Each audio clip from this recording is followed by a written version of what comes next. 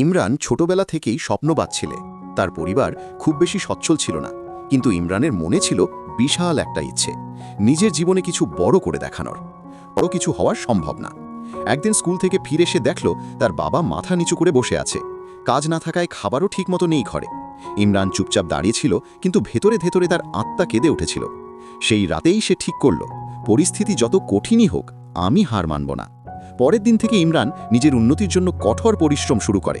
পড়াশোনা শেষে সে সময় বের করে মোবাইল ফোনে ডিজিটাল স্কিল শেখা শুরু করলো। ভিডিও এডিটিং, গ্রাফিক ডিজাইন আর ইংরেজি শেখা। দরকার ছিল শুধু একটি ইচ্ছে শক্তি, আর সেটি তার কাছে প্রচুর ছিল। ধীরে ধীরে সে বুঝতে পারে জীবনের সফলতার আসল পথ হল ধৈর্য, চেষ্টা আর নিজের উপর বিশ্বাস। একসময় সে ছোট ছোট কাজ পেতে শুরু করে। প্রথম উপার্জনের টাকা হাতে পেয়ে সে মায়ের মুখে হাসি দেখেছিল, আর তখনই ইমরান অনুভব করেছিল তার পথ সঠিক। কিন্তু এখানেই গল্প শেষ নয়, সামনে অপেক্ষা করছিল আরও বড় চ্যালেঞ্জ। আর ছোট কাজগুলো থেকে ইমরান কিছু অভিজ্ঞতা সংগ্রহ করেছিল, কিন্তু তার স্বপ্ন ছিল আরও বড়। সে চেয়েছিল নিজের পরিবারকে ভালো জীবন দিতে, আর একই সাথে প্রমাণ করতে স্বপ্ন সত্যি হয় যদি তুমি হাল না ছাড়ো। একদিন ইমরান অনলাইনে একটি বড় প্রজেক্ট পায়।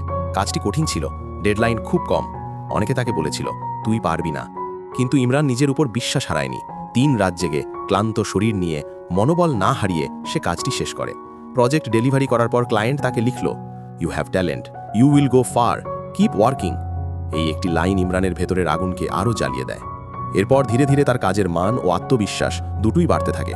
সে প্রতিটি ব্যর্থতাকে দেখে নতুন শেখার সুযোগ হিসেবে।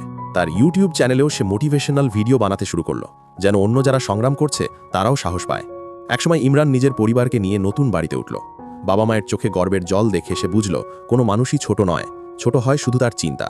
তার গল্পের মূল শিক্ষা, যদি তুমি নিজের উপর বিশ্বাস রাখো, মনোযোগ ধরে রাখো আর থেমে না যাও, তাহলে একদিন তোমার পরিশ্রমই তোমাকে সাফল্যের দরজায় পৌঁছে দেবে। ইমরান এখনও থেমে নেই।